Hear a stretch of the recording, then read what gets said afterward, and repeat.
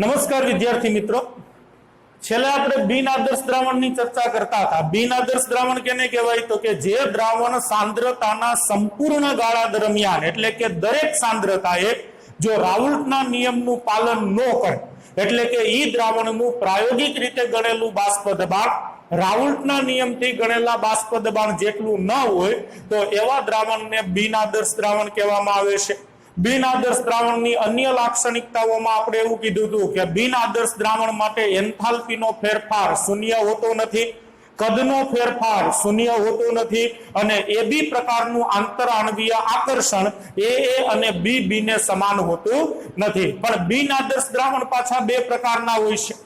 એક એવું બિન આદર્શ દ્રાવણ કે જે રાઉલ્ટના નિયમથી ધન વિચલન દર્શાવે છે અને બીજું એવું બિન આદર્શ દ્રાવણ કે જે રાઉલ્ટના નિયમથી ઋણ વિચલન દર્શાવે છે. રાઉલ્ટના નિયમથી ધન વિચલન દર્શાવતા દ્રાવણની આપણે ચર્ચા કરી હતી કે ભાઈ જે દ્રાવણનું પ્રાયોગિક રીતે ગણેલું બાષ્પ દબાણ રાઉલ્ટના નિયમથી ગણેલ બાષ્પ દબાણ કરતા વધુ હોય એવું દ્રાવણ રાઉલ્ટના નિયમથી ધન વિચલન દર્શાવે છે એમ કહેવાય. એની અંદર ઘણા બધા ઉદાહરણ આપ્યા હતા. રાઉલ્ટના નિયમથી ધન વિચલન દર્શાવતા દ્રાવણમાં આપણે આલેખ દર્શાવ્યો હતો, એની લાક્ષણિકતાઓની ચર્ચા કરી હતી. હવે બીજો ભાગ આવે છે બિન આદર્શ દ્રાવણમાં રાઉલ્ટના નિયમથી ઋણ વિચલન દર્શાવતું દ્રાવણ. રાઉલ્ટના નિયમથી ઋણ વિચલન દર્શાવતું દ્રાવણ કેને કહેવાય? તો કે જે દ્રાવણનું પ્રાયોગિક બાષ્પ દબાણ પ્રયોગ દ્વારા ગણેલું બાષ્પ દબાણ રાઉલ્ટના નિયમથી ગણેલ બાષ્પ દબાણ કરતા ઓછું હોય. જે દ્રાવણનું પ્રાયોગિક બાષ્પ દબાણ એટલે મેનોમીટરની મદદથી ગણેલું બાષ્પ દબાણ. દ્રાવણને તમે બંધ પાત્રમાં લ્યો, એની સાથે મેનોમીટર જોડો અને મેનોમીટરની મદદથી જે બાષ્પ દબાણ ગણો એ બાષ્પ દબાણને કેવું બાષ્પ દબાણ કહેવાય? પ્રાયોગિક બાષ્પ દબાણ. જે દ્રાવણનું પ્રાયોગિક બાષ્પ દબાણ એ રાઉલ્ટના નિયમથી ગણેલ બાષ્પ દબાણ કરતા, રાઉલ્ટના નિયમથી ગણેલ એટલે રાઉલ્ટે જે સૂત્ર આપેલું છે એ સૂત્રથી મળેલ બાષ્પ દબાણ રાઉલ્ટના નિયમથી મળેલ બાષ્પ દબાણ કરતા ઓછું હોય તે દ્રાવણ રાઉલ્ટના નિયમથી ઋણ વિચલન દર્શાવે છે તેમ કહેવાય. તે દ્રાવણ રાઉલ્ટના નિયમથી ઋણ વિચલન દર્શાવે છે એમ કહેવાય. દાખલા તરીકે ચાલો મારી પાસે એક દ્રાવણ છે, બરોબર, મેં એક દ્રાવણ છે એ લીધું છે, બે પ્રવાહીને મિશ્ર કરીને બનાવેલું આ એક દ્રાવણ છે. હવે આ દ્રાવણનું હું પ્રાયોગિક રીતે બાષ્પ દબાણ ગણું. કઈ રીતે? તો કે કોઈ ચોક્કસ તાપમાને તમારે દ્રાવણ છે ને રાખી દેવાનું છે, ત્યારબાદ એની સાથે મેનોમીટર જોડવાનું છે. સમય સાથે મેનોમીટરમાં દબાણ છે એ વધતું જતું જણાશે, કારણ કે જેમ જેમ સમય પસાર થતો જાય એમ પ્રવાહી છે એ તાપમાનને અનુરૂપ બાષ્પમાં ફેરવાતું જશે. બાષ્પનો જથ્થો વધતો જશે તો બાષ્પ વડે ઉત્પન્ન થતું દબાણ પણ વધતું જશે. એક સમય એવો આવશે કે અહીંયા મેનોમીટર તમને અચળ દબાણ બતાવશે, એટલે કે સમય જતા પણ દબાણમાં વધારો કે ઘટાડો થશે નહીં. તે સમયે મેનોમીટર જે દબાણ બતાવે છે એને આ દ્રાવણનું બાષ્પ દબાણ કહેવાય અને આ રીતે જે બાષ્પ દબાણ તમને મળે એ બાષ્પ દબાણને પ્રાયોગિક બાષ્પ દબાણ કહેવાય. ચાલો પ્રાયોગિક બાષ્પ દબાણ ગણ્યું આપણે આ દ્રાવણનું, ધારી લો કે 0.7 જોવા મળ્યું. હવે આ દ્રાવણનું રાઉલ્ટના નિયમની મદદથી બાષ્પ દબાણ ગણો. રાઉલ્ટે એક સૂત્ર આપેલું છે P0A plus P0B minus P0A into XB. હાલો આ સૂત્રનો ઉપયોગ કરીને તમે આ દ્રાવણનું બાષ્પ દબાણ છે એ ગણો. આ બાષ્પ દબાણ તમને જે મળશે એ રાઉલ્ટના નિયમથી મળેલ બાષ્પ દબાણ કહેવાય. રાઉલ્ટના નિયમથી મળેલું બાષ્પ દબાણ. હવે રાઉલ્ટના નિયમથી ગણેલું બાષ્પ દબાણ ધારી લ્યો કે 0.9 છે. કેટલું છે? 0.9. તો આ દ્રાવણનું પ્રાયોગિક બાષ્પ દબાણ રાઉલ્ટના નિયમથી ગણેલ બાષ્પ દબાણ કરતા ઓછું છે. તો એમ કહી શકાય કે આ દ્રાવણ રાઉલ્ટના નિયમથી ઋણ વિચલન છે એ દર્શાવે છે.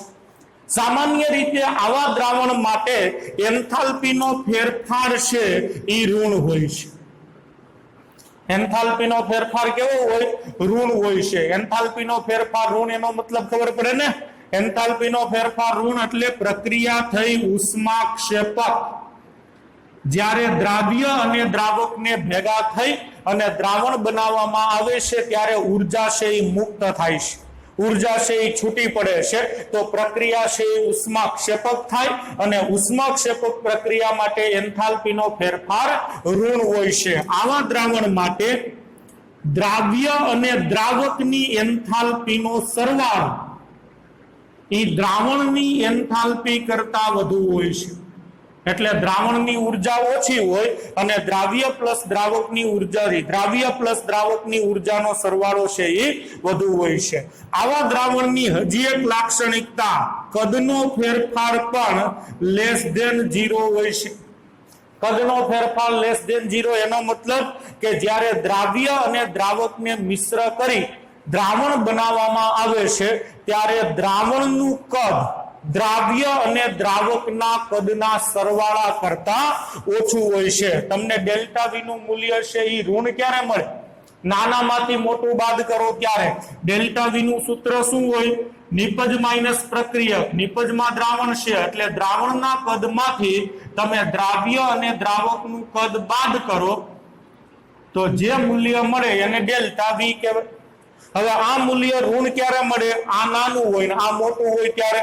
એટલે દ્રાવણનું કદ છે એ ઓછું હોય અને દ્રાવ્ય પ્લસ દ્રાવકના કદનો સરવાળો વધુ હોય તો તમને દ્રાવણ માટે કદનો ફેરફાર છે એ ઋણ મળે. ટૂંકમાં રાઉલ્ટના નિયમથી ધન વિચલન દર્શાવતું જે દ્રાવણ હતું એના કરતા આની લાક્ષણિકતાઓ ટોટલી ઓપોઝિટ હોય છે. રાઉલ્ટના નિયમથી ગણેલ બાષ્પ દબાણ કરતા પ્રાયોગિક બાષ્પ દબાણ ઓછું, કદનો ફેરફાર ઋણ, એન્થાલ્પીનો ફેરફાર છે એ ઋણ હોય છે. વધુમાં આ પ્રકારના દ્રાવણમાં એ અને બી પ્રકારના આકર્ષણ બળો એ બી આકર્ષણ બળ કરતા નિર્બળ હોય છે. એટલે એ પ્રકારનું આકર્ષણ અને બી પ્રકારનું જે આકર્ષણ હોય એ બી આકર્ષણ કરતા નિર્બળ હોય છે. દ્રાવ્ય અને દ્રાવકના અણુ વચ્ચે જે આકર્ષણ હોય એ મજબૂત હોય છે. દ્રાવ્યના અણુ વચ્ચેનું આકર્ષણ અને દ્રાવકના અણુ વચ્ચેનું આકર્ષણ છે એ નિર્બળ હોય છે. આલેખ દોરીને સમજાવીએ. 3 માર્કનો પ્રશ્ન હોય, આલેખ ફરજિયાતમાં આવે છે. જેવો આલેખ આપણે ધન વિચલનમાં દોર્યો તો એવો જ આલેખ અહીંયા દોરી. ચાલો, એક આલેખમાં 2 આલેખ દોરવાના છે, દ્રાવ્ય અને દ્રાવક. બરોબર છે? પેલા દ્રાવકનો આલેખ હું આ રીતે દોરું તો દ્રાવકના મોલન્સ અહીંયા હું 0 લઉં, અહીંયા દ્રાવકના મોલન્સ શું થઈ જશે? 1 થઈ જશે. આલેખ છે એ કેવો મળશે? સીધી રેખા. ચાલો, આ સીધી રેખા મેળવો. કોના માટેનો આલેખ છે? દ્રાવક માટેનો. બરોબર? દ્રાવ્યનો આલેખ આમ દોરીએ. ધારી લો કે દ્રાવ્ય છે એ દ્રાવક કરતા વધુ બાષ્પશીલ છે. અહીંયા દ્રાવ્ય છે એના મોલન્સ 0, અહીંયા દ્રાવ્યના મોલન્સ 1. y અક્ષ ઉપર આપણે બાષ્પ દબાણ છે એ લઈ લઈએ છીએ તો અહીંયા તમને જે મળશે એ પરિણામી એટલે કે દ્રાવણનું બાષ્પ દબાણ મળશે. હવે આ જે લીટીઓ દેખાય છે એ રાઉલ્ટના નિયમથી મળેલ બાષ્પ દબાણ છે.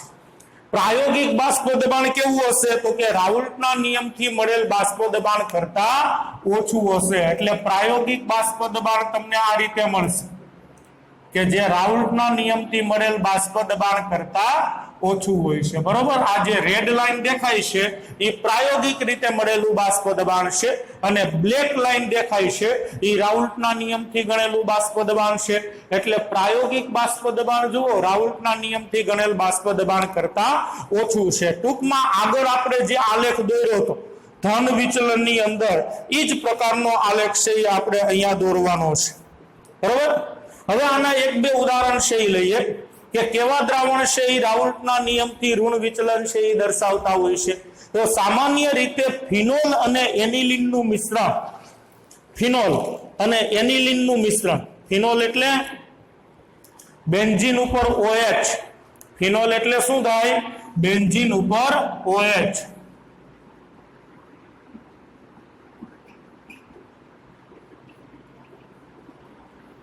ચાલો, આ ફિનોલ છે અને એનિલિન એટલે બેન્ઝીન ઉપર NH2.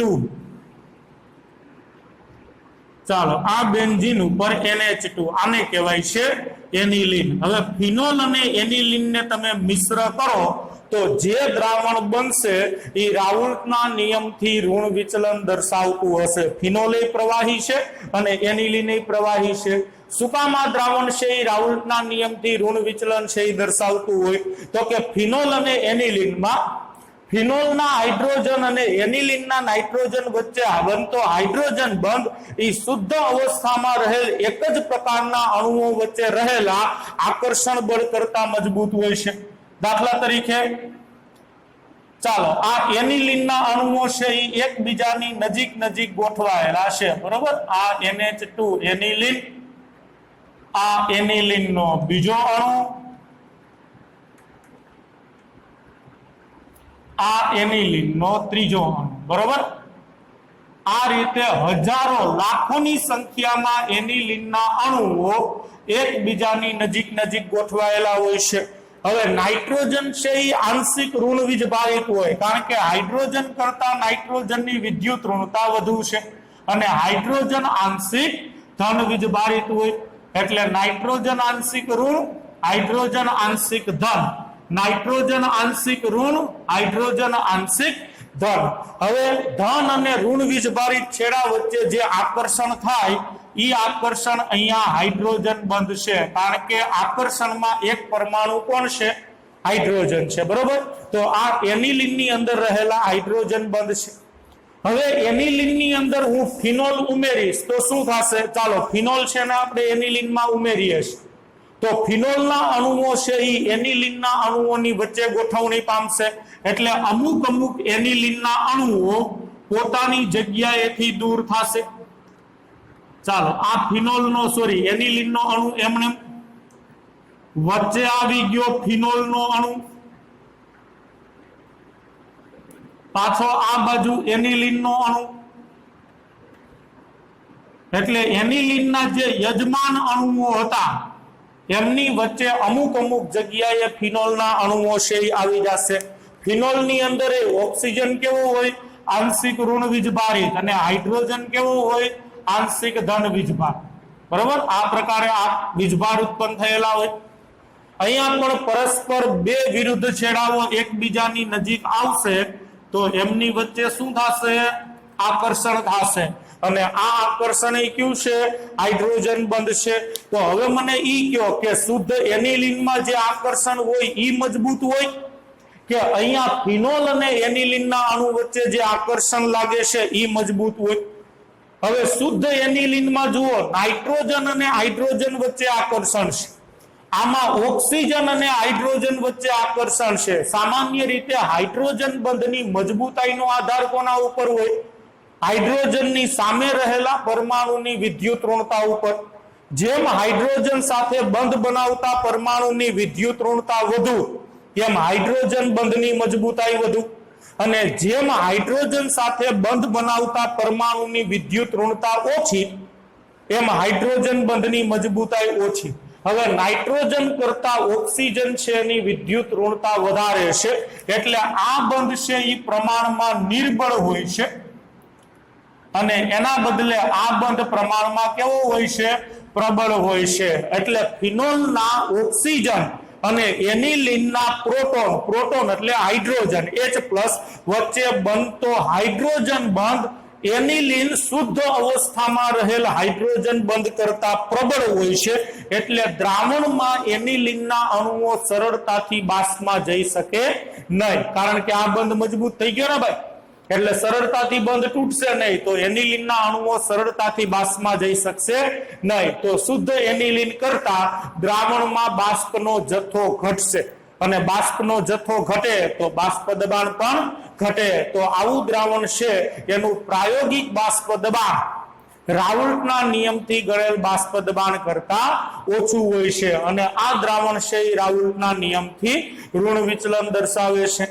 આ જ પ્રમાણે એસિટોન અને ક્લોરોફોર્મનું મિશ્રણ પણ રાઉલ્ટના નિયમથી ઋણ વિચલન દર્શાવે છે। હજી એક ઉદાહરણ એસિટોન અને ક્લોરોફોર્મનું મિશ્રણ। એસિટોન એટલે CH3COCH3 અને ક્લોરોફોર્મ એટલે CHCl3. ચાલો, એસિટોન જ્યારે શુદ્ધ અવસ્થામાં હોય ત્યારે એમની વચ્ચે ભાઈ કયા પ્રકારનું આકર્ષણ હોય? તો કે એસિટોનના અણુઓ વચ્ચે દ્વિધ્રુવીય આકર્ષણ હોય છે. આવી ગયું ને તમારે વાન્ડરવાલ્સ આકર્ષણ બળોમાં દ્વિધ્રુવીય આકર્ષણ. એટલે એસિટોનના અણુઓ છે એમની વચ્ચે આ પ્રકારનું દ્વિધ્રુવીય આકર્ષણ હોય. હવે જ્યારે એસિટોનની અંદર તમે ક્લોરોફોર્મ ઉમેરશો તો એસિટોન અને ક્લોરોફોર્મના અણુઓ એકબીજા સાથે મજબૂત આંતર આણવીય હાઇડ્રોજન બંધથી જોડાશે. ચાલો, એસિટોનની અંદર ક્લોરોફોર્મ નાખશો તો શું થશે? આ એસિટોનનો અણુ છે, સામે ક્લોરોફોર્મનો અણુ, તો આ બેની વચ્ચે મજબૂત પ્રકારનું હાઇડ્રોજન બંધ પ્રકારનું આંતરાણવીય આકર્ષણ છે એ લાગશે. હવે દ્વિધ્રુવીય આકર્ષણ છે એ પ્રમાણમાં નિર્બળ છે, એની સાપેક્ષમાં હાઇડ્રોજન બંધ છે એ આકર્ષણ પ્રમાણમાં કેવું છે? પ્રબળ છે. એટલે અહીંયા પણ દ્રાવ્ય અને દ્રાવકના અણુ વચ્ચે જે આકર્ષણ ઉત્પન્ન થાય છે એ શુદ્ધ દ્રાવકના અણુ વચ્ચે રહેલ આકર્ષણ કરતા પ્રબળ હોય છે. અને એ બી પ્રકારનું આકર્ષણ જો એ અને બી કરતા વધુ હોય તો ઈ દ્રાવણ છે એ રાઉલ્ટના નિયમથી ઋણ વિચલન છે એ દર્શાવતું હોય છે. એટલે યાદ રાખજો, બે ઉદાહરણ, બીજા થોડાક એક્સ્ટ્રા ઉદાહરણ છે. એ ઉદાહરણ છે હું તમને પીડીએફ ની અંદર મોકલી દઈશ, પણ આ બે ઉદાહરણ છે એ તમારા ટેક્સ્ટ બુકના છે, બરોબર? તો આ બંને ઉદાહરણ ફિનોલ અને એનિલિન તથા એસિટોન અને ક્લોરોફોર્મનું જે મિશ્રણ છે એ રાઉલ્ટના નિયમથી ઋણ વિચલન દર્શાવતું બિન આદર્શ દ્રાવણ છે એ બનાવે છે. તમને એમસીક્યુ માં પૂછશે ભાઈ કે નીચેનામાંથી કયું દ્રાવણ રાઉલ્ટના નિયમથી ધન વિચલન દર્શાવે છે, અથવા નીચેનામાંથી કયું દ્રાવણ રાઉલ્ટના નિયમથી ઋણ વિચલન દર્શાવે છે? તો જોડીઓ છે ટેક્સ્ટ બુકમાં નામ આપ્યા છે, એ જોડી તો ગુજરાત બોર્ડ માટે ખાસ યાદ રાખવાની છે. તમને જે એક્સ્ટ્રા હું નામ આપું છું તો એ કોમ્પિટિટિવ એક્ઝામ માટે, એટલે JEE અને નીટની અંદર એ પ્રશ્નો છે એ પૂછાઈ શકે છે. આમાં જે નામ આપ્યા છે એ ગુજરાત બોર્ડમાં પ્રશ્ન પૂછાય, 3 માર્કની ટૂંકનોંધ પૂછાય કે રાઉલ્ટના નિયમથી ઋણ વિચલન દર્શાવતા દ્રાવણ વિશે નોંધ લખો, તો આ બે ઉદાહરણ તમારે આપવા પડે, કારણ કે આ બે ઉદાહરણ છે એ ટેક્સ્ટ બુકના છે. ક્લિયર? તો 3 માર્કની આ થિયરી છે, આલેખ આપવો ફરજિયાત છે અને બે ઉદાહરણ છે એ તમારે આપવાના છે. ઓકે?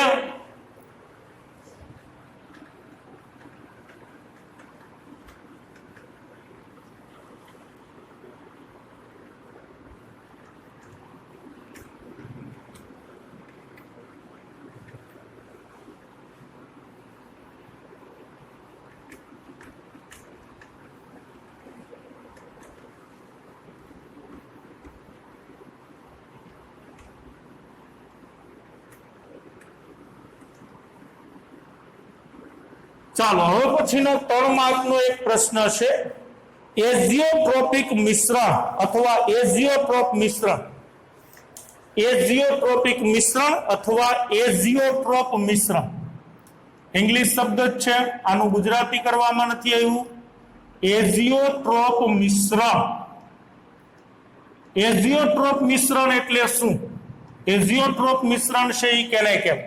તો ઘણી વખત અમુક બે પ્રવાહીઓને મિશ્ર કરતા એઝિયોટ્રોપ દ્રાવણ બને છે. આ એક દ્વિઅંગી દ્રાવણ છે ભાઈ. દ્વિઅંગી એટલે બે જ પ્રકારના ઘટકથી બને છે. એટલે કેટલાક બે પ્રવાહીને મિશ્ર કરતા એવું દ્રાવણ બને કે જે દ્રાવણ કોઈ ચોક્કસ તાપમાને ઉકળે છે. જે દ્રાવણ કોઈ ચોક્કસ તાપમાને ઉકળતું હોય, એટલે કે ઈ દ્રાવણનું ઉત્કલન બિંદુ છે ઈ ચોક્કસ હોય છે. કોઈ ચોક્કસ તાપમાને ઈ દ્રાવણ છે ઈ ઉકળે છે. એટલું જ નહીં, ઈ દ્રાવણમાં પ્રવાહી અવસ્થા અને બાષ્પ અવસ્થાનું સંઘટન સમાન હોય છે. પ્રવાહી અવસ્થા અને બાષ્પ અવસ્થામાં સમાન સંઘટન હોય છે। સંઘટન એટલે ખબર પડે, દ્રાવ્ય અને દ્રાવકના મોલ અંશ। ધારી લો કે મારી પાસે બે પ્રવાહી છે, બે પ્રવાહીને ભેગા કરતા ઈ એઝિયોટ્રોપ દ્રાવણ બનાવે છે। ચાલો, બે પ્રવાહીને મેં ભેગા કર્યા છે, એક પ્રવાહી એ છે અને બીજું પ્રવાહી બી છે। બે પ્રવાહીને ભેગા કરતા ધારી લો કે ઈ એઝિયોટ્રોપ દ્રાવણ બનાવે છે। આ દ્રાવણને એઝિયોટ્રોપ દ્રાવણ ક્યારે કહેવાય? તો કે પ્રવાહી અવસ્થામાં ઘટક એ ના મોલ અંશ ધારો કે XA છે અને ઘટક બી ના મોલ અંશ ધારો કે XB છે। પ્રવાહીમાંથી જે બાષ્પ બનેલી છે, ચાલો આ બાષ્પ છે, બરોબર? તો બાષ્પમાં તો A અને B બે હશે ને, કારણ કે A પ્રવાહી છે અને B પ્રવાહી છે। A અને B બે બાષ્પશીલ છે, એટલે બાષ્પ છે એ બે થી બની હશે, A થી નહીં બની હશે અને B થી નહીં બની હશે। બાષ્પ અવસ્થામાં A ના અણુઓ હશે અને B ના અણુઓ હશે। હવે ધારી લો કે બાષ્પ અવસ્થામાં A ના મોલ અંશ YA છે અને બાષ્પ અવસ્થામાં B ના મોલ અંશ YB છે, બરોબર? X છે એ પ્રવાહી અવસ્થાના મોલ અંશ અને Y છે એ બાષ્પ અવસ્થાના મોલ અંશ।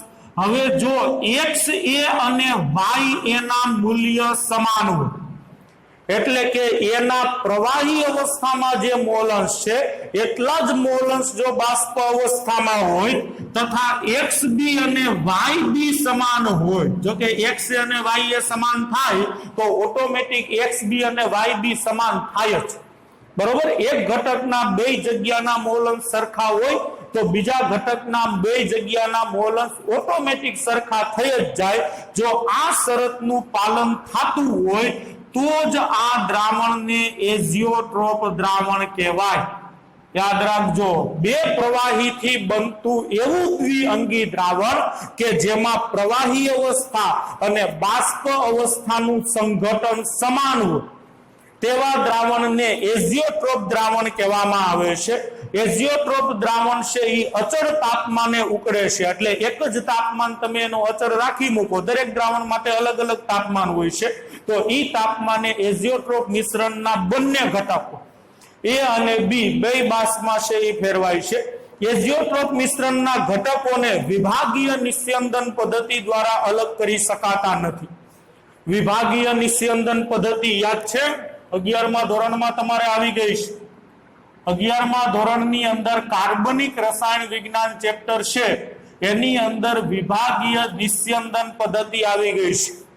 શુદ્ધિકરણ પદ્ધતિઓમાં જે સ્ફટિકીકરણ હતી, ક્રોમેટોગ્રાફી હતી, એમાં એક પદ્ધતિ નિસ્યંદન પદ્ધતિ હતી। એની અંદર ઘણા બધા પ્રકારના નિસ્યંદન હતા, સામાન્ય નિસ્યંદન, વિભાગીય નિસ્યંદન, નીચા દબાણે નિસ્યંદન, વરાળ નિસ્યંદન। એમાં વિભાગીય નિસ્યંદન પદ્ધતિ એટલે બે પ્રવાહીને અલગ કરવાની પદ્ધતિ છે। તમારી પાસે કોઈ બે પ્રવાહીનું મિશ્રણ હોય તો એને ઉત્કલન બિંદુ દ્વારા અલગ કરવા માટે વપરાતી આ પદ્ધતિ છે। બે પ્રવાહીને અલગ કરવાની પદ્ધતિ। તમારી પાસે બે પ્રવાહીનું મિશ્રણ થઈ ગયું હોય, બંને પ્રવાહીને તમારે ઉત્કલન બિંદુ દ્વારા અલગ કરવી હોય તો આના દ્વારા તમે કરી શકો છો। 11મા ધોરણમાં બહુ ડિટેલમાં આવી ગઈ છે, એટલે લાંબી ડિસ્કશન આપણે નથી કરતા, પણ એઝિયોટ્રોપ મિશ્રણની એક ખાસિયત છે। એઝિયોટ્રોપ મિશ્રણ ભલે બે પ્રવાહીનું જ મિશ્રણ છે, પણ છતાં એ બે પ્રવાહીને તમે વિભાગીય નિસ્યંદન પદ્ધતિથી અલગ ન કરી। દાખલા તરીકે A અને B આ બે પ્રવાહી અવસ્થામાં જતા મેં ભેગા કર્યા, દ્રાવણ બનાવ્યું। જો આ દ્રાવણ એઝિયોટ્રોપ હોય તો આ દ્રાવણને તમે ગરમ કરી A અને B ને અલગ ન કરી શકો। એટલે એઝિયોટ્રોપ દ્રાવણની એક ખાસિયત છે કે એઝિયોટ્રોપ મિશ્રણ છે એના બંને ઘટકોને તમે વિભાગીય નિસ્યંદન પદ્ધતિ દ્વારા અલગ કરી શકો નહીં। હવે એઝિયોટ્રોપ દ્રાવણ છે એ બે પ્રકારના હોય છે। નિમ્નતમ ઉત્કલન એઝિયોટ્રોપ, નિમ્નતમ ઉત્કલન એઝિયોટ્રોપ, બે પ્રકારના એઝિયોટ્રોપ દ્રાવણ હોય છે। એમાં પહેલું છે નિમ્નતમ ઉત્કલન એઝિયોટ્રોપ, નિમ્નતમ એટલે મિનિમમ ઉત્કલન એઝિયોટ્રોપ, જે દ્રાવણ રાઉલ્ટના નિયમથી વધુ ધન વિચલન દર્શાવતું, તો એનો મતલબ એવો થયો કે એઝિયોટ્રોપ મિશ્રણ હંમેશા કેવા હોય? બિન આદર્શ દ્રાવણ હોય છે. યાદ રાખજો, એઝિયોટ્રોપ મિશ્રણ કોઈ દી આદર્શ દ્રાવણ ન હોય. એઝિયોટ્રોપ મિશ્રણ હંમેશા કેવા હોય? બિન આદર્શ દ્રાવણ હોય. એટલે આ દ્રાવણ કોઈ દી રાઉલ્ટના નિયમનું પાલન કરતા નથી.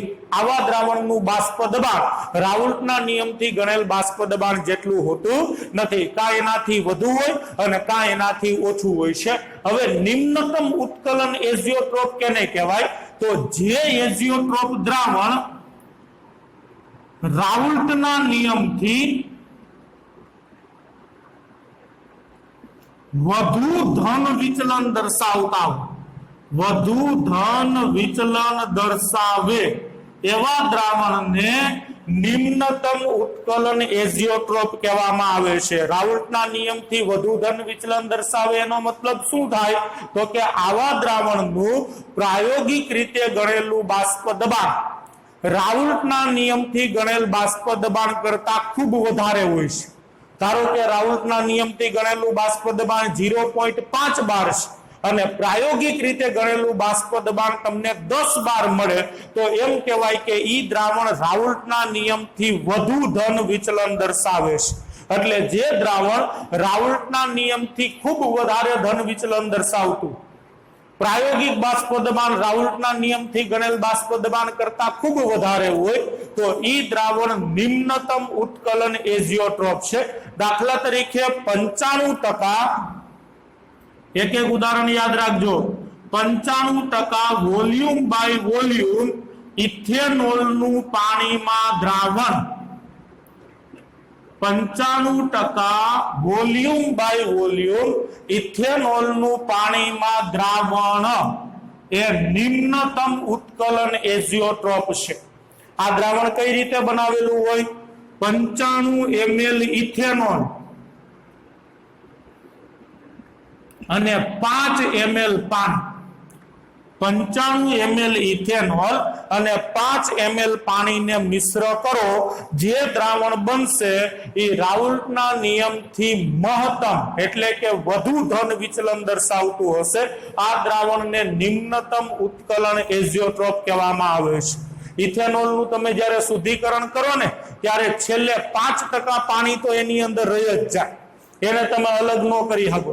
ઇથેનોલ અને પાણીના અણુ એકબીજા હારે હાઇડ્રોજન બંધથી જોડાયેલું હોય છે. હવે 5% પાણી હોય અને હજી જો તમે આને ગરમ કરશો ને તો આ હાઇડ્રોજન બંધ છે એ તૂટશે નહીં, બે અણુઓ સાથે બાષ્પમાં જાય. ઠંડુ પાડશો તો બે અણુઓ સાથે પ્રવાહીમાં આવશે. એટલે કે 5% પાણીના અણુઓ ઇથેનોલ સાથે એટલી બધી મજબૂતાઈથી જોડાઈ ગયા હોય કે એને તમે નિસ્યંદન પદ્ધતિ ગરમ કરીને અલગ કરી શકો નહીં. તો આપણે શુદ્ધ ઇથેનોલ જોતો હોય તો આ 5% પાણી છે એને કાઢવું હોય તો યાદ કરો 10મા ધોરણમાં આવી ગયું તમારે શુદ્ધ ઇથેનોલ મેમ્બ્રેન ટેકનોલોજીથી મેળવવામાં આવે છે. હજારોની સંખ્યામાં પડદાઓ હોય છે, એમાંથી ઇથેનોલને પસાર કરવામાં આવે છે.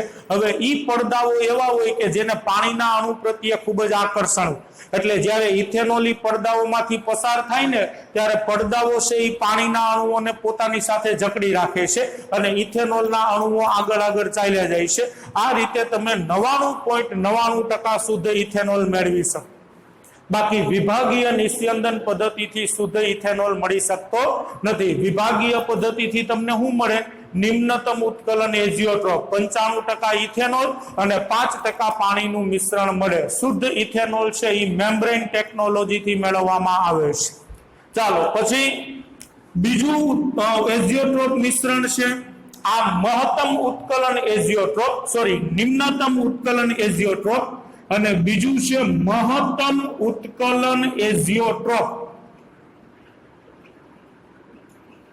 મહત્તમ ઉત્કલન એઝિયોટ્રોપ, મહત્તમ ઉત્કલન એઝિયોટ્રોપ કેને કહેવાય? બસ આજ પ્રમાણે વ્યાખ્યા.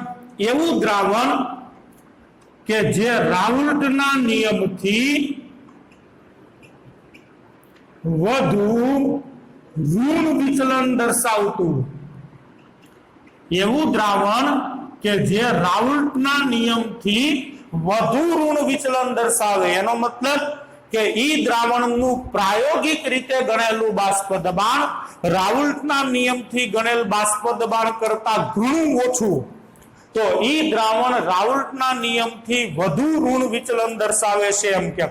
એટલે પ્રાયોગિક બાષ્પ દબાણ બહુ ઓછું હોય, જ્યારે રાઉલ્ટના નિયમથી ગણેલ બાષ્પ દબાણ બહુ વધારે હોય, તો આ દ્રાવણ છે એ રાઉલ્ટના નિયમથી ઋણ વિચલન, વધુ ઋણ વિચલન દર્શાવે છે એમ કહેવાય. આની અંદર આપણે એક ઉદાહરણ આપી દઈએ. 68% W/W નાઇટ્રિક એસિડ નું જલીય દ્રાવણ, ખાસ કરીને જે પ્રયોગશાળામાં વાપરવામાં આવે છે. અત્યારે આપણી જે સામાન્ય પ્રયોગશાળા હોય એની અંદર આ પ્રકારનું દ્રાવણ વાપરવામાં આવે છે. 68% W/W નાઇટ્રિક એસિડ નું જલીય દ્રાવણ. કઈ રીતે આ દ્રાવણ છે બનાવેલું હોય? તો કે 68 ગ્રામ નાઇટ્રિક એસિડ HNO3 અને 32 ગ્રામ શું હોય? પાણી. વેઇટ બાય વેઇટ છે ભાઈ, વજન થી ટકાવારી, દળ થી ટકાવારી છે, એટલે બેયનું તમારે વજન જ લેવાનું છે. 68 ગ્રામ નાઇટ્રિક એસિડ અને કુલ દ્રાવણ છે એ 100 ગ્રામ થવું જોઈએ, તો પાણી કેટલું હોય એની અંદર? 32 ગ્રામ. તો આ રીતે જે દ્રાવણ બને છે ઈ દ્રાવણ મહત્તમ ઉત્કલન એઝિયોટ્રોપ હોય છે, કે જે રાઉલ્ટના નિયમથી વધુ ઋણ વિચલન છે એ દર્શાવે છે. બરાબર? તો આ 3 માર્કનો પાછો એક ટોપિક છે એ કમ્પ્લીટ થયો. પ્રશ્ન તમને એમ પૂછે કે એઝિયોટ્રોપ મિશ્રણ એટલે શું, સમજાવો. તો તમારે પહેલા થોડીક એઝિયોટ્રોપ મિશ્રણની માહિતી આપવાની છે કે બે પ્રવાહીઓથી બનતું દ્વિઅંગી દ્રાવણ કે જેમાં પ્રવાહી અવસ્થા અને બાષ્પ અવસ્થા સમાન સંઘટન દર્શાવે છે, તે દ્રાવણને એઝિયોટ્રોપ મિશ્રણ કહેવામાં આવે છે. એઝિયોટ્રોપ મિશ્રણ કોઈ અચળ અથવા તો ચોક્કસ તાપમાને ઉકળે છે. એઝિયોટ્રોપ મિશ્રણના ઘટકોને વિભાગીય નિસ્યંદન પદ્ધતિ દ્વારા અલગ કરી શકાતા નથી. એઝિયોટ્રોપ મિશ્રણ બે પ્રકારના હોય છે. એક નિમ્નતમ ઉત્કલન એઝિયોટ્રોપ, જે દ્રાવણ રાઉલ્ટના નિયમથી વધુ ધન વિચલન દર્શાવે તે દ્રાવણને નિમ્નતમ ઉત્કલન એઝિયોટ્રોપ કહે છે. દાખલા તરીકે 95% વોલ્યુમ બાય વોલ્યુમ ઇથેનોલનું જલીય દ્રાવણ. બીજું મહત્તમ ઉત્કલન એઝિયોટ્રોપ, જે દ્રાવણ રાઉલ્ટના નિયમથી વધુ ઋણ વિચલન દર્શાવે છે તેને મહત્તમ ઉત્કલન એઝિયોટ્રોપ કહેવામાં આવે છે. દાખલા તરીકે 68% W/W નાઇટ્રિક એસિડ નું જલીય દ્રાવણ. બરાબર? તો આ 3 માર્કનો ટોપિક છે એ ક્લિયર થઈ ગયો. ચાલો, હવે પછીનો કન્સેપ્ટ છે colligative property of the solution, દ્રાવણના સંખ્યાત્મક ગુણધર્મ.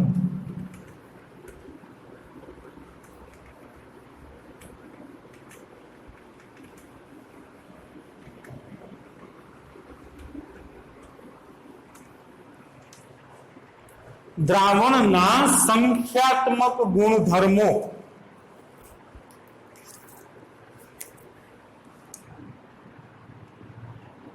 દ્રાવણના સંખ્યાત્મક ગુણધર્મો. દાખલા માટે ખાસ સંખ્યાત્મક ગુણધર્મો, ઇંગ્લિશમાં એને કહેવાય છે કોલિગેટિવ પ્રોપર્ટી. આ કોલિગેટિવ ઇંગ્લિશ ભાષાનો શબ્દ નથી, ગ્રીક ભાષાનો શબ્દ છે. કોલિગેટિવ પ્રોપર્ટીઝ, દ્રાવણના સંખ્યાત્મક ગુણધર્મ. ચાલો, સંખ્યાત્મક ગુણધર્મ કેને કહેવાય?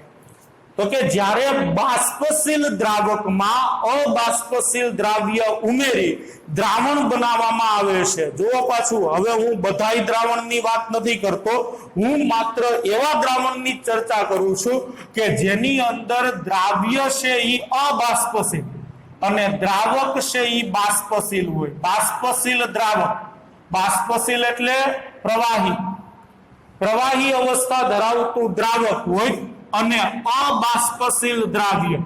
સંખ્યાત્મક ગુણધર્મનો કન્સેપ્ટ માત્ર આવા દ્રાવણને જ લાગુ પડે છે કે જેની અંદર દ્રાવ્ય છે એ ઘન પદાર્થ હોય અને દ્રાવક છે એ પ્રવાહી પદાર્થ. બે પ્રવાહીમાંથી બનેલા દ્રાવણ માટે સંખ્યાત્મક ગુણધર્મો ન હોય. વાયુ દ્રાવણ માટે સંખ્યાત્મક ગુણધર્મ ન હોય, માત્ર એક જ પ્રકારનું દ્રાવણ કે જેની અંદર દ્રાવ્ય છે એ ઘન પદાર્થ હોવો જોઈએ, અબાષ્પશીલ, અને દ્રાવક છે એ પ્રવાહી પદાર્થ હોવો જોઈએ, બાષ્પશીલ. હવે જ્યારે અબાષ્પશીલ દ્રાવ્યને બાષ્પશીલ દ્રાવકની અંદર ઉમેરી દ્રાવણ બનાવવામાં આવે છે ત્યારે દ્રાવકના અમુક ગુણધર્મોમાં ફેરફાર થાય છે. દ્રાવકના અમુક ગુણધર્મો બદલાય છે. કેવા ગુણધર્મો બદલાય? તો કે જ્યારે શુદ્ધ દ્રાવકમાંથી તમે દ્રાવણ બનાવશો ત્યારે દ્રાવકનું બાષ્પ દબાણ હંમેશા ઘટે છે, હંમેશા ઘટે. પણ પાછું એક વખત ચોખવટ કરી દઉં, દ્રાવણ કઈ રીતે બનાવવાનું છે? દ્રાવ્ય છે એ બાષ્પશરીર, દ્રાવ્ય છે એ અબાષ્પશીલ હોવો જોઈએ, ઘન પદાર્થ, અને દ્રાવક છે એ બાષ્પશીલ હોવો જોઈએ. માત્ર એને જ આ નિયમો છે એ લાગુ પડશે, બધાય દ્રાવણને આ નિયમો લાગુ નહીં પડે. એટલે જ્યારે અબાષ્પશીલ દ્રાવ્યને બાષ્પશીલ દ્રાવકમાં ઉમેરી દ્રાવણ બનાવવામાં આવે છે ત્યારે દ્રાવકના અમુક ગુણધર્મો છે એમાં ફેરફાર થાય છે, અમુક ગુણધર્મો બદલાય છે. કેવા ગુણધર્મો? તો કે બાષ્પ દબાણમાં ઘટાડો થાય છે. પછી બાષ્પ દબાણ આધારિત જે ગુણધર્મો હોય, એટલે એવા ગુણધર્મો કે જેનો આધાર બાષ્પ દબાણ ઉપર હોય, જો બાષ્પ દબાણ બદલાતું હોય તો સ્વાભાવિક છે બીજા ગુણધર્મો બદલાશે. દાખલા તરીકે ઉત્કલન બિંદુ. શુદ્ધ દ્રાવકમાંથી જ્યારે તમે દ્રાવણ બનાવશો ત્યારે ઉત્કલન બિંદુ હંમેશા વધે, યાદ રાખજો. શુદ્ધ દ્રાવક કરતા એમાંથી બનેલા દ્રાવણનું ઉત્કલન બિંદુ હંમેશા વધુ હોય છે. ત્રીજું, ઠાર બિંદુ. ઠાર બિંદુ છે એ હંમેશા ઘટે છે. શુદ્ધ દ્રાવકમાંથી તમે જ્યારે દ્રાવણ બનાવો ત્યારે ઠાર બિંદુમાં હંમેશા ઘટાડો થાય. દ્રાવક કરતા એમાંથી બનેલા દ્રાવણનું ઠાર બિંદુ હંમેશા ઓછું હોય છે. અને ચોથું, અભિસરણ દબાણ. આ બધા ગુણધર્મોની આપણે ડિટેલમાં ચર્ચા કરવાની છે. અભિસરણ દબાણ કેને કહેવાય આખો ટોપિક આવશે ત્યારે કહેશું, પણ અત્યારે ખાલી એટલું કહીએ કે અભિસરણ દબાણ છે એ બદલાય છે. બરાબર છે? અભિસરણ દબાણ બદલાય છે એવું એટલા માટે કહું છું કારણ કે અભિસરણ દબાણ છે એ માત્ર દ્રાવણને જ હોય છે. શુદ્ધ દ્રાવકને અભિસરણ દબાણ છે એ હોતું નથી. અભિસરણ દબાણ માત્ર દ્રાવણને જ હોય છે કે જેમાં દ્રાવ્ય કણોની હાજરી હોય છે. એટલે જ્યારે અબાષ્પશીલ દ્રાવ્યને બાષ્પશીલ દ્રાવકમાં ઉમેરી દ્રાવણ બનાવવામાં આવે છે ત્યારે દ્રાવકના અમુક ગુણધર્મો છે એ બદલાય છે. બાષ્પ દબાણ હંમેશા ઘટે છે, ઉત્કલન બિંદુ હંમેશા વધે છે, ઠાર બિંદુ હંમેશા ઘટે છે, અને અભિસરણ દબાણમાં ફેરફાર થાય છે. સામાન્ય રીતે બાષ્પ દબાણ ઘટતું હોવાથી નીચેના જે 3 ગુણધર્મો છે ને એ બાષ્પ દબાણ ઉપર આધારિત છે. બાષ્પ દબાણ ઘટતું હોવાથી આ 3 ગુણધર્મોમાં ફેરફાર થાય છે. બીજું, આ ગુણધર્મોમાં થતા ફેરફારનું મૂલ્ય તમે દ્રાવણમાં કયો દ્રાવ્ય ઓગાળો છો એના ઉપર આધાર રાખતું નથી. દાખલા તરીકે આપણે કીધું ભાઈ શુદ્ધ દ્રાવકમાંથી તમે દ્રાવણ બનાવશો એટલે ઉત્કલન બિંદુમાં વધારો થશે. ઉત્કલન બિંદુમાં કેટલો વધારો થશે એ તમે દ્રાવકમાં કયો દ્રાવ્ય ઉમેરો છો એની ઉપર આધારિત નથી. આ બધા ગુણધર્મોના મૂલ્ય દ્રાવ્યના સ્વભાવ પર આધારિત નથી, દ્રાવ્યના સ્વભાવ પર આધાર રાખતા નથી. એટલે તમે કેવો દ્રાવ્ય ઉમેરો છો, ધ્રુવીય દ્રાવ્ય છે, અધ્રુવીય દ્રાવ્ય છે, આયનીય દ્રાવ્ય છે, સહસંયોજક દ્રાવ્ય છે, એની સાથે આ ગુણધર્મોના મૂલ્યોને કાંઈ લેવા દેવા નથી. પણ આ બધા ગુણધર્મોના મૂલ્ય દ્રાવણમાં રહેલ દ્રાવ્ય કણોની સંખ્યા પર આધાર રાખે છે. દ્રાવણમાં રહેલ દ્રાવ્ય કણોની સંખ્યા પર આધારિત છે કે દ્રાવણમાં તમે કેટલા દ્રાવ્ય કણો ઉમેરો છો એના ઉપર આનો આધાર હોય છે.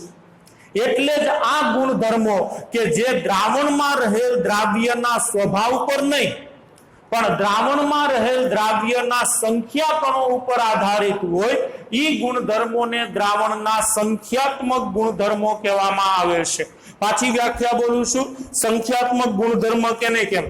તો કે દ્રાવણના જે ગુણધર્મોના મૂલ્ય દ્રાવણમાં રહેલ દ્રાવ્યના સ્વભાવ પર આધાર રાખતા નથી, પરંતુ દ્રાવણમાં રહેલ દ્રાવ્યની સંખ્યા કણો ઉપર આધાર રાખે છે, એવા ગુણધર્મોને દ્રાવણના સંખ્યાત્મક ગુણધર્મો કહેવામાં આવે છે. એક ઉદાહરણ લો એટલે વધારે ખ્યાલ આવશે. ચાલો, મારી પાસે આ 1 કિલોગ્રામ પાણી છે, બરોબર? 1 કિલોગ્રામ પાણી છે. 1 કિલોગ્રામ પાણી. હવે 1 કિલોગ્રામ પાણીની અંદર ધારો કે હું 1 મોલ ગ્લુકોઝ નાખું છું, બરોબર? 1 મોલ ગ્લુકોઝ. હવે 1 મોલ ગ્લુકોઝ એટલે કેટલો થાય? એવોગેડ્રો આંક જેટલા અણુઓ થાય ને, વજનમાં એના અણુભાર જેટલું વજન. ગ્લુકોઝ નું અણુભાર 180 છે, એટલે 180 ગ્રામ ગ્લુકોઝ તમે લ્યો તો એ 1 મોલ ગ્લુકોઝ થાય. હવે 1 કિલોગ્રામ પાણીમાં હું 180 ગ્રામ એટલે કે 1 મોલ ગ્લુકોઝ છે એ નાખું છું. ચાલો, આ બની ગયું ગ્લુકોઝ નું દ્રાવણ. આ બની ગયું ગ્લુકોઝ નું દ્રાવણ, બરોબર? પાછું એક નવા બીકર લીધું, મેં નવું બીકર લીધું, એની અંદર 1 કિલોગ્રામ પાણી લીધું અને એની અંદર હું 1 મોલ ખાંડ નાખું છું, સુક્રોઝ ખાંડ. હવે ખાંડનો અણુભાર કેટલો છે? 342, એટલે 342 ગ્રામ તમે ખાંડ નાખો એટલે 1 મોલ ખાંડ થઈ જશે. ચાલો, આ બીજું મેં દ્રાવણ બનાવ્યું, ખાંડનું જલીય દ્રાવણ. આ ખાંડનું દ્રાવણ છે, બરોબર? હજી એક દ્રાવણ બનાવવું, નવું પાછું એક બીકર લઈ લીધું. ઈ બીકરમાં 1 કિલોગ્રામ પાણી લીધું અને એમાં હું 1 મોલ NaCl નાખું, દાંડી નમક, મીઠું. NaCl છે નો અણુભાર કેટલો?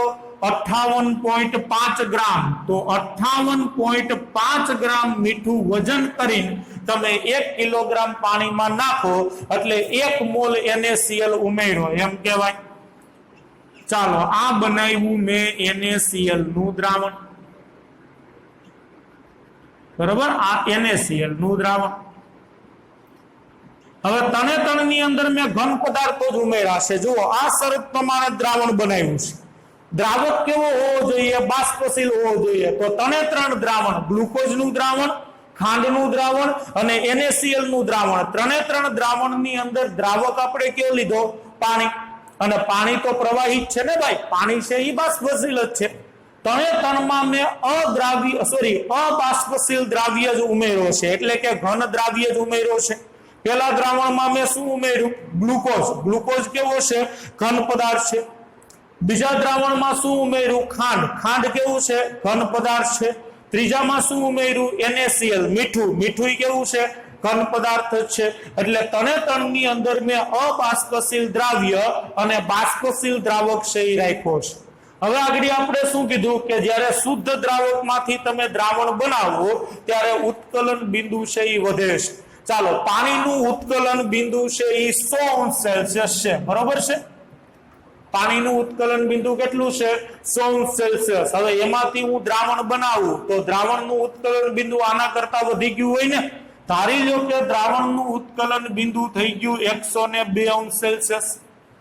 તો ઉત્કલન બિંદુમાં વધારો કેટલો થયો? 2°C નો વધારો થયો છે, બરોબર? એક વસ્તુ યાદ રાખજો, ઉત્કલન બિંદુ સંખ્યાત્મક ગુણધર્મ નથી, પણ ઉત્કલન બિંદુમાં જે વધારો થાય છે ને એ સંખ્યાત્મક ગુણધર્મ છે. આ ઉત્કલન બિંદુ છે, એ દ્રાવણનું સંખ્યાત્મક ગુણધર્મ ન કહેવાય. આ ઉત્કલન બિંદુ છે, એને સંખ્યાત્મક ગુણધર્મ ન કહેવાય. પણ શુદ્ધ દ્રાવકમાંથી તમે દ્રાવણ બનાવો ત્યારે ઉત્કલન બિંદુમાં જે વધારો થાય છે, જેટલો વધારો થાય છે એ મૂલ્યને સંખ્યાત્મક ગુણધર્મ છે એ કહેવામાં આવે છે. ચાલો, 1 કિલોગ્રામ પાણીમાં 1 મોલ ગ્લુકોઝ ઉમેરો, ઉત્કલન બિંદુમાં 2°C નો વધારો થયો. તો અહીંયા કેટલો વધારો થયો હશે? આનું ઉત્કલન બિંદુ 100°C, તો ખાંડના દ્રાવણનું ઉત્કલન બિંદુ કેટલું હશે? હવે જો આનું ઉત્કલન બિંદુ 102°C હોય ને તો આનું ઉત્કલન બિંદુ 102°C જ હોય તો ઘણાઈને પ્રશ્ન થાય ભાઈ વજન તો અલગ અલગ છે, આયા 180 ગ્રામ નાખ્યું, આયા 342 ગ્રામ. કેમિસ્ટ્રીમાં આપણે વજન નથી જોતા, આપણે મોલ જોઈએ છે. ગ્લુકોઝ 1 મોલ હતો, 1 મોલ એટલે કેટલો? એવોગેડ્રો આંક જેટલા અણુઓ, એવોગેડ્રો આંક જેટલા અણુ એટલે 6.022 ગુણ્યા 1023 અણુ ઉમેરા ને તમે આમાં, તો અહીંયા 1 મોલ ખાંડ ઉમેરી છે અને 1 મોલ ખાંડ એટલે ત્યાં દ્રાવ્ય કણો કેટલા થાય? એટલા જ 6.022 ગુણ્યા 1023. આ દ્રાવણમાં અને આ દ્રાવણમાં દ્રાવ્ય કણોની સંખ્યા સરખી છે. અહીંયા 1 મોલ દ્રાવ્ય કણો છે, 1 મોલ ગ્લુકોઝના અણુઓ છે, અહીંયા 1 મોલ જ ખાંડના અણુઓ છે. જો બે દ્રાવણમાં દ્રાવ્ય કણોની સંખ્યા સરખી હોય તો ઉત્કલન બિંદુનો વધારો સરખો જ થાય. અહીંયા જેટલું ઉત્કલન બિંદુ વધ્યું હોય અહીંયા ઉત્કલન બિંદુ એટલું જ વધે. અહીંયા ઉત્કલન બિંદુમાં 2°C નો વધારો થયો હોય તો અહીંયા ઉત્કલન બિંદુમાં ભાઈ 2°C નો જ વધારો થાય. એને સંખ્યાત્મક ગુણધર્મ કહેવાય કે જે દ્રાવ્ય કણોની સંખ્યા ઉપર આધારિત હોય ભાઈ, એને દ્રાવ્યના સ્વભાવ ઉપર આધારિત ન હોય. સ્વભાવ એને કઈ લેવા દેવા ન હોય. અહીંયા ગ્લુકોઝ છે અને અહીં ખાંડ છે, પદાર્થ જુદા જુદા છે, સ્વભાવે જુદા જુદા હોય. ગ્લુકોઝ ઓછો ધ્રુવીય છે, ખાંડ વધુ ધ્રુવીય છે, પણ ઉત્કલન બિંદુના વધારાને સ્વભાવ આયરે લેવા દેવા નથી. કોણ વધુ ધ્રુવીય છે ને કોણ ઓછું ધ્રુવીય છે ને કોણ અધ્રુવીય છે એની સાથે ઉત્કલન બિંદુના વધારાને કાંઈ લેના દેના નહીં. ઉત્કલન બિંદુના વધારાને કોની આયરે લેના દેના હે? દ્રાવ્ય કણોની આયરે. જો બે દ્રાવણમાં દ્રાવ્ય કણો સરખા હોય તો ઉત્કલન બિંદુમાં વધારો સરખો જ થાય. અહીંયા 2°C નો વધારો થયો, અહીંયા 2°C નો જ વધારો થાય. હવે NaCl ના દ્રાવણનું ઉત્કલન બિંદુ કેટલું હશે ઈ મને કયો. ચાલો NaCl ના દ્રાવણનું ઉત્કલન બિંદુ કેટલું હશે? તો બધા એમ જ કહે અહીંયા 2°C, અહીંયા 2°C, તો અહીંયા 2°C. પણ આ તો NaCl છે તો એમ કહો કે દ્રાવ્યના સ્વભાવ ઉપર ક્યાં આધારિત છે ભાઈ ઉત્કલન બિંદુનો વધારો? અરે પણ દ્રાવ્યના સ્વભાવ ઉપર આધારિત ન હોય પણ દ્રાવ્ય કણોની સંખ્યા ઉપર તો આધારિત હોય ને. ગ્લુકોઝનું સૂત્ર શું થાય? C6H12O6.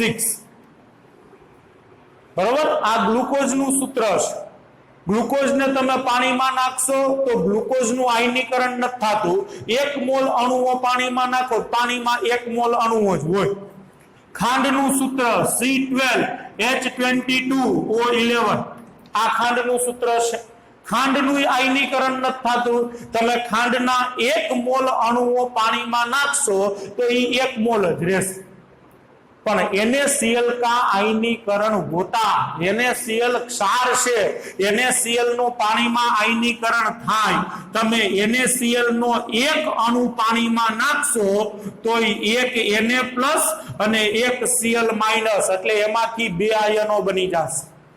NaCl નો 1 અણુ તમે પાણીમાં નાખો તો એમાંથી 2 દ્રાવ્ય કણો બનશે, એક Na+ અને એક Cl-.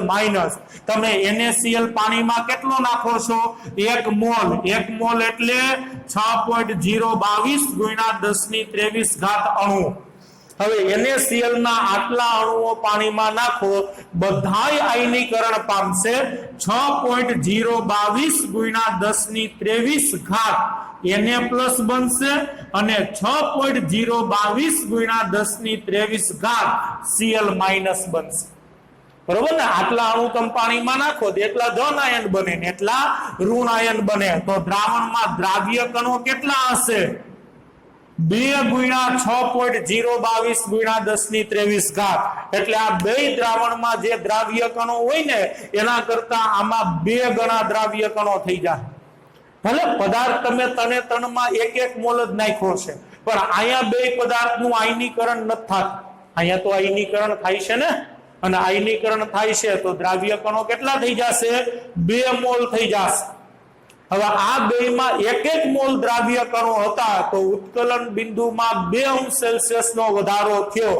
આ દ્રાવણમાં 2 મોલ દ્રાવ્ય કણ છે, બરોબર. 1 મોલ Na પ્લસ ને 1 મોલ Cl માઇનસ, એટલે 2 મોલ દ્રાવ્ય કણો થયા. હવે આ બે દ્રાવણ કરતા અહીંયા દ્રાવ્ય કણો 2 ગણા છે તો ઉત્કલન બિંદુમાં વધારો 2 ગણો થશે. એટલે અહીંયા 2 અંશ સેલ્સિયસ ને અહીંયા 2 અંશ સેલ્સિયસ ઉત્કલન બિંદુ વધ્યું હોય તો અહીંયા કેટલું વધશે? 4 અંશ સેલ્સિયસ. હવે પાણીનું ઉત્કલન બિંદુ 100 અંશ સેલ્સિયસ હતું, વધારો થયો 4 અંશ સેલ્સિયસ નો, તો આ દ્રાવણનું ઉત્કલન બિંદુ કેટલું થશે? 104 અંશ સેલ્સિયસ. એટલે પદાર્થને પાણીમાં નાખીને શાંતિથી બેઠું નથી રહેવાનું, તમારે એ જોવું પડે કે આ પદાર્થનું આયનીકરણ થાય છે કે નથી થતું. જો આયનીકરણ થાય તો તમે ઉમેરો છો એના કરતા દ્રાવ્ય કણોની સંખ્યા વધે, તો તમારે એ જોવું પડે. અહીંયા તો ઠેક ખાંડ અને ગ્લુકોઝ હતા એનું તો આયનીકરણ ન થતું. આયનીકરણ ન થતું હોય તો તમે જેટલા દ્રાવ્ય કણો ઉમેરો છો એટલા જ દ્રાવણમાં, પણ આયનીકરણ થતું હોય તો અંદર આયનીકરણથી દ્રાવ્ય કણોની સંખ્યા વધી જાય છે. અને આ બધા ગુણધર્મો છે એનો આધાર કેના ઉપર છે? દ્રાવ્ય કણોની સંખ્યા ઉપર છે, દ્રાવ્યના સ્વભાવ ઉપર નથી. એટલે 4 ગુણધર્મ છે એની આપણે વિગતવાર ચર્ચા કરવાની છે. અહીંયા ઇંગ્લિશમાં સંખ્યાત્મક ગુણધર્મોને કહેવાય છે કોલિગેટિવ પ્રોપર્ટી, બરોબર. આ કોલિગેટિવ છે ને એ એક ગ્રીક ભાષાનો શબ્દ છે. 2 શબ્દોને ભેગા કરીને બનાવવામાં આવ્યો છે. એક શબ્દ કો અને બીજો લીગર. આ કોનો મતલબ થાય છે એક સાથે, અને લીગર એટલે બાંધવું. આ ગુણધર્મો એવા છે કે જે દ્રાવણને એક સાથે બાંધે છે. એટલે આ 3 ગુણધર્મો છે એ બાષ્પ દબાણ સાથે બંધાયેલા છે. આ ઉત્કલન બિંદુમાં વધારો હુકામ થયો ભાઈ? ઠાર બિંદુમાં ઘટાડો હુકામ થયો? અભિસરણ દબાણમાં ફેરફાર હુકામ થયો? કારણ કે આ 3 ગુણધર્મો બાષ્પ દબાણ સાથે બંધાયેલા છે. અને જો બાષ્પ દબાણ બદલતું હોય તો રાઉલ્ટે કીધું ને ભાઈ કે શુદ્ધ દ્રાવકમાંથી દ્રાવણ બને એટલે બાષ્પ દબાણ ઘટે છે. તો જો બાષ્પ દબાણમાં ફેરફાર થતો હોય તો એની સાથે બંધાયેલા ગુણધર્મોમાં પણ ફેરફાર થાય છે, બરોબર છે. તો અહીંયા સુધી છે એ રાખીએ છીએ. નેક્સ્ટ લેક્ચર ની અંદર એક પછી એક 4 આપણે સંખ્યાત્મક ગુણધર્મો છે એ જોવાના છે. તો આ ચેપ્ટર ની અંદર હવે ટોટલ 5 થિયરી બાકી રહી છે, 4 સંખ્યાત્મક ગુણધર્મોની અને એક છેલ્લી અસામાન્ય અણુભારની, બરોબર. તો નેક્સ્ટ લેક્ચર ની અંદર આપણે બાષ્પ દબાણમાં થતો ઘટાડો કઈ રીતે ગણાય, એનું સૂત્ર શું છે, એની ચર્ચા છે એ કરશું. તો આ અહીંયા સુધી છે એ આપણે રાખીએ છીએ.